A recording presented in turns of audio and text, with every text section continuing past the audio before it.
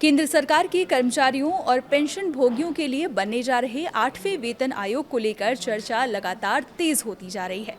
इस बीच पेंशनर संगठनों ने आयोग के सामने कई अहम मांगे रखी हैं। उनका कहना है कि सिर्फ कर्मचारियों के वेतन में बढ़ोतरी ही नहीं, बल्कि पेंशन व्यवस्था में भी बड़े बदलाव किए जाने चाहिए, ताकि सेवानिवृत्त कर्मचारियों को बेहतर आर्थिक सुरक्षा मिल सके। नमस्कार, आप देख रहे हैं न्यूज़ 18 का डिजिटल प्लेटफॉर्म और मैं हूं आपके साथ पल्लवी त्रिपाठी।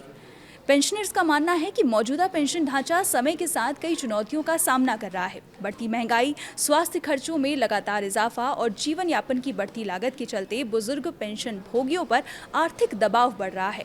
ऐसे में वे चाहते हैं कि 8वां वेतन आयोग पेंशन व्यवस्था की व्यापक समीक्षा करे और इसे मौजूदा जरूरतों के अनुरूप बनाए। सबसे बड़ी मांगों में से एक वन रैंक वन पेंशन जैसी व्यवस्था लागू करने की है। पेंशनर संगठनों का कहना है कि एक ही पद और समान सेवा अवधि वाले कर्मचारियों को, चाहे वे किसी भी साल रिटायर हुए हों, लगभग समान पेंशन मिलनी चाहिए। वर्तमान व्यवस्था में अलग अलग समय पर रिटायर हुए कर्मचारियों की पेंशन में काफी अंतर देखने को मिलता है। इसके अलावा पेंशन को महंगाई से सीधे जोड़ने की मांग उठाई गई है। पेंशनर्स का तर्क है कि जैसे जैसे महंगाई बढ़ती है, वैसे वैसे उनकी क्रय शक्ति कम हो जाती है। इसलिए पेंशन में बदलाव का ऐसा सिस्टम बनाया जाना चाहिए जो महंगाई के हिसाब से समय समय पर पेंशन में स्वतः सुधार सुनिश्चित करे।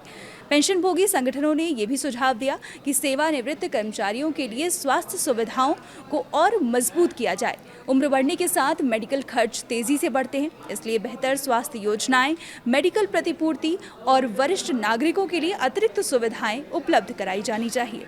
उनका मानना है कि पेंशन केवल मासिक आय का विषय नहीं है, बल्कि सम्मानजनक जीवन जीने की व्यवस्था भी है।